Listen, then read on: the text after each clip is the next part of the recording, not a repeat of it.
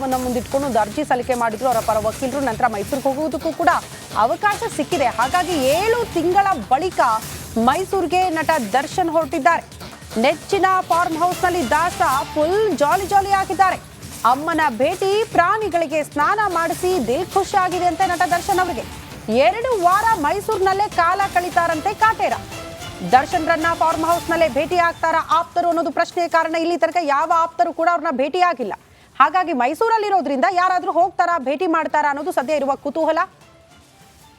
ಕೊಲೆ ಕೇಸ್ಗೆ ಸಂಬಂಧಪಟ್ಟಂತೆ ತಗಲಾಕೊಂಡು ಹಲವು ದಿನಗಳಿಂದ ಕಣ್ಮರೆ ಆಗಿದ್ದ ದಾಸ ಇದೀಗ ಫಾರ್ಮ್ ಹೌಸ್ನಲ್ಲಿ ನೆಮ್ಮದಿಯ ಕ್ಷಣಗಳನ್ನು ಕಳೀತಿದ್ದಾರೆ.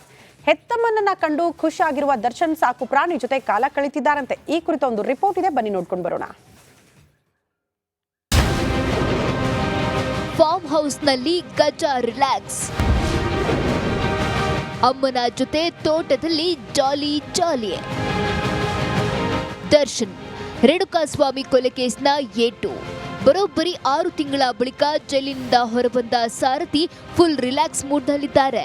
ಮೈಸೂರಿನ ಫಾರ್ಮ್ ಹೌಸ್ನಲ್ಲಿ ತಾಯಿ ಜೊತೆ ಕಾಲ ಕಳೆಯುತ್ತಿದ್ದಾರೆ.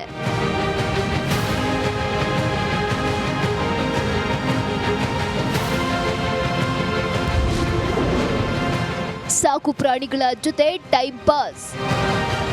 ತೋಟದ ಮನೆಯಲ್ಲಿ ನೆಚ್ಚಿನ ನಾಯಿ, ಕುದುರೆ, ಹಸುಗಳನ್ನ ನೋಡಿ ಫುಲ್ ಖುಷಿಯಾಗಿದ್ದಾರೆ.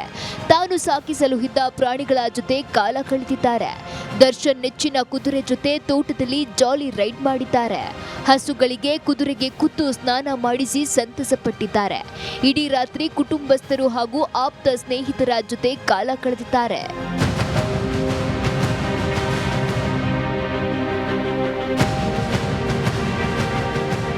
ಇನ್ನು ಮಗನನ್ನ ನೋಡಲು ಫಾರ್ಮ್ ಹೌಸ್ಗೆ ಬಂದ ತಾಯಿ ಮೀನಾ ತೂಗುದೀಪ್ ಕೂಡ ಸಂತಸ ಪಟ್ರು.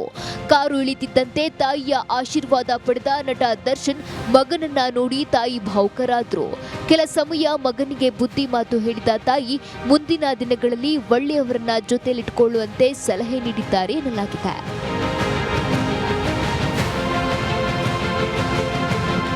ತುಂಬಾ ದಿನಗಳ ಬಳಿಕ ತಾಯಿಯೊಂದಿಗೆ ಸಾಕಷ್ಟು ಸಮಯ ಕಳೆದ ದರ್ಶನ್ ಒಂದಿಷ್ಟು ಸುಂದರ ಕ್ಷಣಗಳನ್ನ ಸವಿದ್ರು ಎನ್ನಲಾಗಿದೆ. ಈ ಹಿಂದೆ ನಡೆದ ಕಹಿ ಘಟನೆ ಮರೆತು ಮುಂದೆ ಒಳ್ಳೆ ಹೆಜ್ಜೆಗಳನ್ನಿಡ್ತಾರಾ ಕಾದ್ ನೋಡಬೇಕು. Bureau report, republic Kannada. ಈ ಪ್ರಕರಣದಲ್ಲಿ A1 A2 ಆರಾಮಾಗಿ ಓಡಾಡ್ಕೊಂಡಿದ್ದಾರೆ. ರಿಲೀಸ್ ಆಗಿ ಆರಾಮಾಗಿ ಓಡಾಡ್ಕೊಂಡಿದ್ದಾರೆ. ಮೈಸೂರಿನಲ್ಲಿ ನಟ ದರ್ಶನ್ ಜಾಲಿ ಆರಾಮಾಗಿದ್ದಾರೆ. ಬೆಂಗಳೂರಿನಲ್ಲಿ A1 ಪವಿತ್ರ ಗೌಡ ಸ್ವಲ್ಪ ಗಲಿಬಿಲಿಯಲ್ಲಿದ್ದಾರೆ. ಅವರ ರಿಲೇಟಿವ್ಸ್ ಅಪಾರ್ಟ್ಮೆಂಟ್ನಲ್ಲಿದ್ದಾರೆ. ಎನಿವೆ, ಅವನಲ್ಲಿ ಇವಳಲ್ಲಿ ಮಾತಿಲ್ಲ, ಕಥೆ ಇಲ್ಲ. ಈ ಹಾಡು ನೆನ್ಪು ಮಾಡ್ಕೊಬೋದು. ತಿಂಗಳಿನಿಂದ ಸುಬ್ಬನ ಭೇಟಿಗೆ ಹಂಬಲಿಸ್ತಾ ಇದ್ದ ಸುಬ್ಬಿ. ದರ್ಶನ್ ಹೆಸರಲ್ಲಿ ಪೂಜೆ ಕೂಡ ಮಾಡಿಸಿದ್ರು ಪವಿತ್ರ ಗೌಡ. ಆದರೆ ಕೋರ್ಟ್ ಅನುಮತಿ ಇಲ್ಲದೆ ಮೈಸೂರಿಗೆ ಹೋಗೋ ಹಾಗಿಲ್ಲ. ಕೋರ್ಟ್ ಅನುಮತಿ ಬೇಕು ಅಂತ ಅರ್ಜಿ ಹಾಕಿದ್ರೆ ವಿಜಯಲಕ್ಷ್ಮಿ ಕೆಂಗಣ್ಣಿಗೆ ಗುರಿಯಾಗಬೇಕು. ಹಾಗಾಗಿ ಪವಿತ್ರ ಗೌಡ ಉಭಯ ಸಂಕಟದಲ್ಲಿ ಸಿಕ್ಕಾಕೊಂಡಿದ್ದಾರಾ.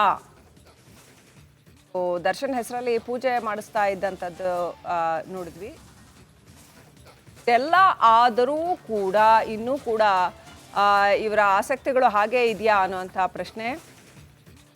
ಯಾಕೆ ಇದನ್ನ ನಾವು ಮಾತಾಡಬೇಕಾಗತ್ತೆ ಅಂತಂದ್ರೆ, ಇದು ಅವರಿಬ್ಬರ ವೈಯಕ್ತಿಕ ಬದುಕು ನಿಜ.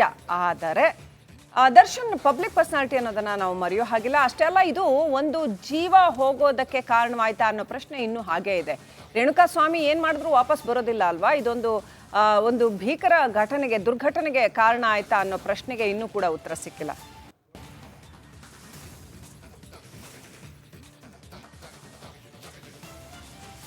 ನೋಡಿ, ಬಹುತೇಕರಿಗೆ ಪ್ರಶ್ನೆ ಹಾಗಾದ್ರೆ ದರ್ಶನ್ ಪವಿತ್ರ ಗೌಡ ಯಾವಾಗ ಮುಖಾಮುಖಿ ಆಗಬಹುದು ಅನ್ನುವಂಥ ಕುತೂಹಲಕ್ಕೂ ಕೂಡ ಡೇಟ್ ಫಿಕ್ಸ್ ಆಗಿದೆ ಅಂತೆ. ಯಾವತ್ತು ಗೊತ್ತಾ?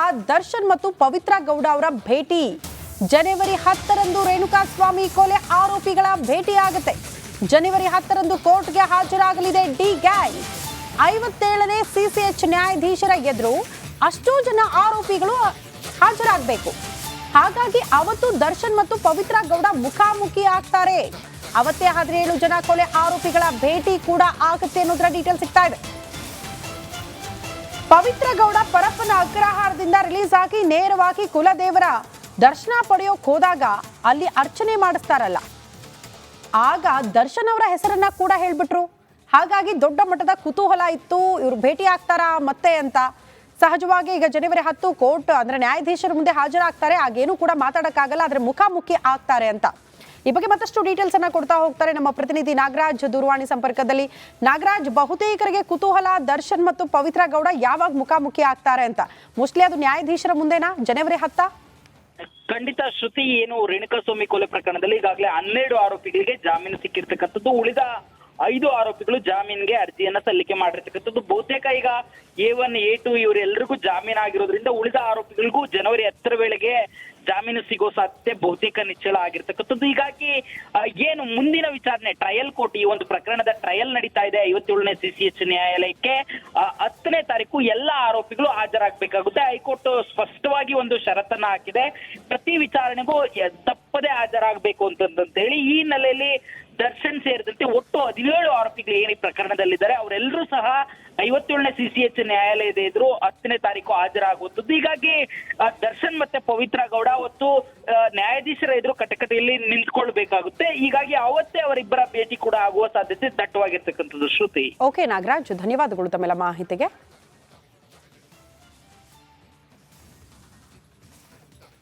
ಉದ್ಯೋಗಿಗಳು ಹಾಗೂ ಸರ್ಕಾರಕ್ಕೆ ವಂಚನೆ ಮಾಡಿರುವ ಆರೋಪವನ್ನ ಮಾಜಿ ಕ್ರಿಕೆಟಿಗ ರಾಬಿನ್ ಉತ್ತಪ್ಪ ಎದುರಿಸ್ತಾ ಇದ್ದಾರೆ. ಅವರ ವಿರುದ್ಧ ಈಗ ಅರೆಸ್ಟ್ ವಾರೆಂಟ್ ಹೊರಡಿಸಲಾಗಿದೆ. ಪೊಲೀಸ್ ಠಾಣೆಗೆ PFO ಅಧಿಕಾರಿಗಳು ಪತ್ರ ಬರೆದಿದ್ದಾರೆ. ರಾಬಿನ್ ಉತ್ತಪ್ಪ ಅವರನ್ನ ಅರೆಸ್ಟ್ ಮಾಡಿ ಅಂತ ಪತ್ರ ಬರೆದಿದ್ದಾರೆ. ಪೊಲೀಸರಿಗೆ PFO ಅಧಿಕಾರಿ ಪತ್ರ ಬರೆದಿದ್ದಾರೆ. ರೀಜನಲ್ ಕಮಿಷನರ್ ಷಡಾಕ್ಷರಿ ಗೋಪಾಲ ರೆಡ್ಡಿ ಪತ್ರ ಬರೆದಿದ್ದಾರೆ. ಪುಲಕೇಶಿ ನಗರ ಪೊಲೀಸರಿಗೆ ಇಂಥದ್ದೊಂದು ಪತ್ರವನ್ನು ಅಧಿಕಾರಿ ಬರೆದಿದ್ದಾರೆ.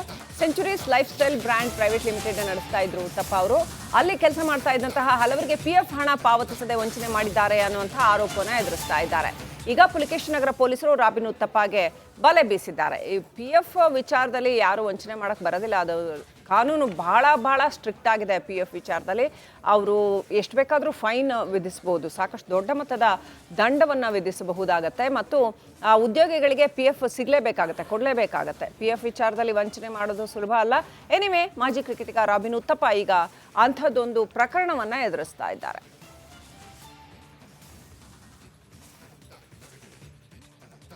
ಕ್ರಿಕೆಟಿಗ ರಾಬಿನ್ ಉತ್ತಪ್ಪ, ಸಹಜವಾಗಿ ಕಂಪನಿಗಳು ಉದ್ಯೋಗಿಗಳಿಗೆ ಸಂಬಳ ಕೊಡುತ್ತಲ್ಲ, ಸಂಬಳದಲ್ಲಿ PF ಹಣ ಅಂತ ಕೂಡ ಕಟ್ಟಾಗುತ್ತೆ ಪ್ರತಿ ಮಂತ್ ಕೂಡ. ಆ PF ಹಣ ಕಟ್ಟಬೇಕಲ್ಲ, ಇವರು ಕಟ್ಟೇ ಇರಲಿಲ್ಲ ಅಂತೆ. ಈಗ ಅಲ್ಲಿಂದ ರಿಸೈನ್ ಮಾಡಿ ಉದ್ಯೋಗಿಗಳು ಆಚೆ ಬಂದಾಗ ಅವ್ರಿಗೆ ನೆರವಾಗೋದೇ PF ಅಮೌಂಟ್.